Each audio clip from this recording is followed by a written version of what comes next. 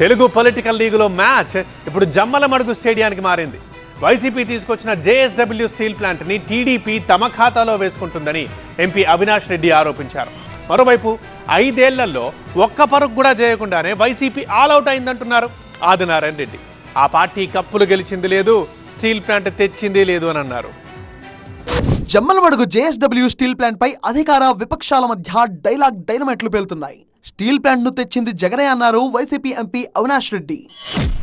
జగన్మోహన్ రెడ్డి గారు కేవలం భూమి పూజ చేసి, లేకుంటే సజ్జన్ జిందాల్ గారితో భూమి పూజ చేసో, లేకుంటే శంకుస్థాపన చేసో జగన్మోహన్ రెడ్డి గారు ఆ ఇష్యూ ఆడికి వదిలేదు.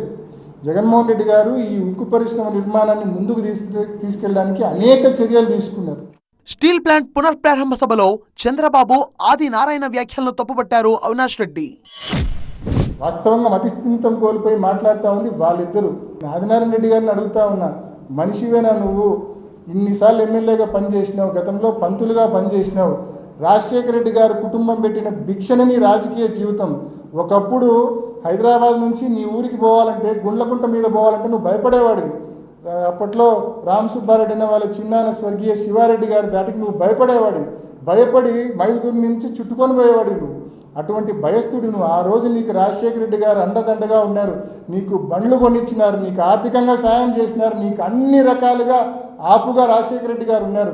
నువ్వు గతం మరిచి, నీకు రాజకీయ భిక్ష పెట్టిన రాజశేఖర రెడ్డి గారిని మరిచి ఆ కుటుంబాన్ని నువ్వు విమర్శిస్తే అది రోజు రోజుకు నీ పతనానికి నాంది పలుకుతుందని చెప్పి ఆదినారాయణ రెడ్డికి కూడా నేను తెలియజేస్తా ఉన్నా. ఆదినారాయణ ఇష్టమున్నట్టు మాట్లాడితే ఆయన అసలు చరిత్ర ఏంటో బయట పెడతామన్నారు అవినాష్ రెడ్డి.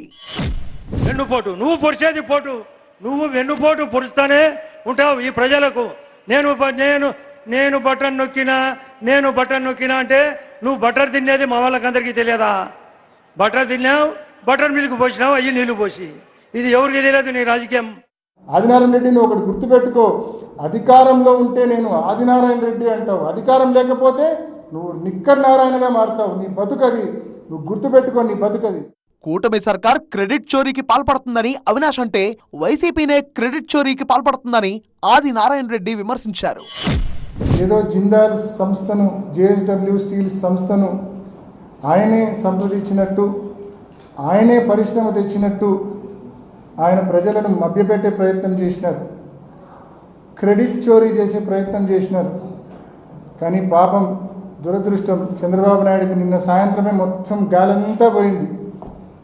నిన్న సాయంత్రం జేఎస్డబ్ల్యూ స్టీల్స్ అధినేత సజ్జన్ జిందాల్ గారు రీట్వీట్ చేస్తూ చాలా స్పష్టంగా జగన్మోహన్ రెడ్డి గారి ప్రభుత్వం చేసిన పనుల వల్ల, ఆ ప్రభుత్వం ఇచ్చిన సహకారం వల్ల, ఆ ప్రభుత్వం ఇచ్చిన అనుమతుల వల్ల ఇవాళ ఈ ప్రాజెక్టును ముందుకు తీసుకెళ్ళగలుగుతున్నానని చెప్పి చాలా స్పష్టంగా ఆయన రీట్వీట్ చేయడం జరిగింది. ఆ ట్వీట్తో నిజంగా మాలాంటి వాళ్ళు ఎవరు కూడా ఇంకా చంద్రబాబు నాయుడు గారికి కౌంటర్ కూడా ఇవ్వాల్సిన అవసరం లేకుండా చంద్రబాబు నాయుడు గారి క్రెడిట్ చోరీ ప్రయత్నాన్ని మొత్తాన్ని కూడా జేఎస్డబ్ల్యూ స్టీల్స్ యాజమాన్యము, ఆ సంస్థ ఎండీనే పూర్తిగా ఎక్స్పోజ్ చేయడం జరిగింది. చోర్ ఆద్మీ వాళ్ళే. జగన్మోహన్ రెడ్డి పెద్ద చోర్, మీ బ్రతికే చోరు, మీ పార్టీ చోరు, ఏదో మేము చోరీ అట. 2 ఏళ్లలో కూటమి సర్కార్ అభివృద్ధిలో రాష్ట్రాన్ని పరుగులు పెట్టిస్తూ నాటౌట్ గా నిలిచిందన్నారు బీజేపీ ఎమ్మెల్యే ఆదినారాయణ రెడ్డి. 60 నెలలను 60 ఓవర్లుగా క్రికెట్ భాషలో మార్చుకుంటే 60 ఓవర్లు ఆల్అవుట్ స్కోర్ కంటే 24 నెలల ఈ స్కోరు నాట్అవుట్ స్కోర్ ఎక్కువ ఉంది. నేను మార్క్స్ రూపంలో చెప్తున్నా, స్కోర్ రూపంలో చెప్తున్నా. స్టీల్ ప్లాంట్ వైసీపీ హయాంలోనే వచ్చిందని చెప్పడానికి జిందాల్ రీట్వీటే నిదర్శనమని వైసీపీ చెబుతుంటే, ఎవరెన్ని చెప్పినా స్టీల్ ప్లాంట్ క్రెడిట్ కూటమి సర్కార్దే అంటున్నారు టీడీపీ, బీజేపీ నేతలు.